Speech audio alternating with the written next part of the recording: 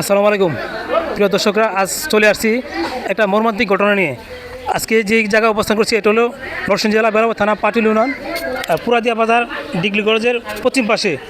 আসলে আজকে যে পুরাদিয়া ডিগ্রি কলেজের যে পশ্চিম পাশে যে বিষয়টি, এটা একটি মর্মান্তিক ঘটনা।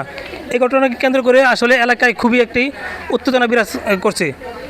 আজকে আমরা এই পরিবেশটা দেখাবো যে এই বাড়িটা অল্প সময়ের মধ্যে একদম পুড়ে ছাই।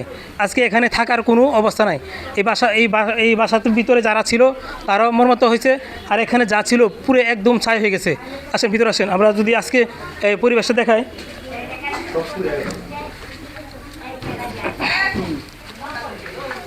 আজকের এই পরিবেশটা মর্মাহত দেখার জন্য এখানকার অনেক স্থানীয় বাসিন্দারা যারা আছেন সকাল থেকে নাগাদ এখানে ভিড় জমেছে। এখানে পুরো এমন ছাই হয়েছে যেখানে আসবাবপত্র বলতে কিছু আর থাকে না। এই বিষয়টি দেখার জন্য আমাদের বেড়াবো থানার যে অফিসার ইনচার্জ আছেন তারা পরিদর্শন করছেন, এবং বর্তমান নির্বাচন কেন্দ্র করে এখানে একটি আর্মি ক্যাম্প আছে তারাও পরিদর্শন করছেন। সকলেই ধারণা এখানে কেউ আগুন লাগিয়েছে। আজকে এই বিগত কয়েকদিন যাবৎ আমাদের এলাকায় শুধু আগুনের যে অগ্নিকাণ্ড এটাই ঘটছে, আর এইভাবেই নিঃস্ব হচ্ছে আমাদের কারুণাকর পরিবার।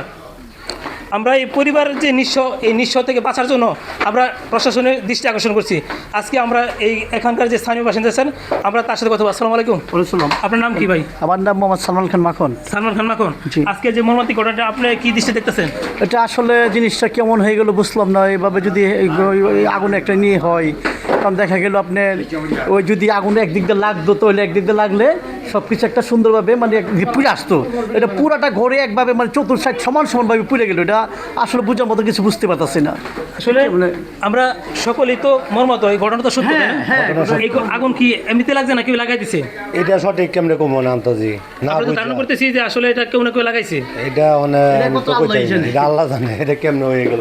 প্রিয় দর্শক, আসলে আজকে আমরা যে এই ঘটনায় পুরা বাড়ি একদম পুরে ছাই, আর এই পুরা বাড়ি যে পুরে ছাই হয়েছে, এখানকার সকলের দাবি আমাদের এখানে কোনো না কোনো কারণবশত কেউ লাগিয়েছে।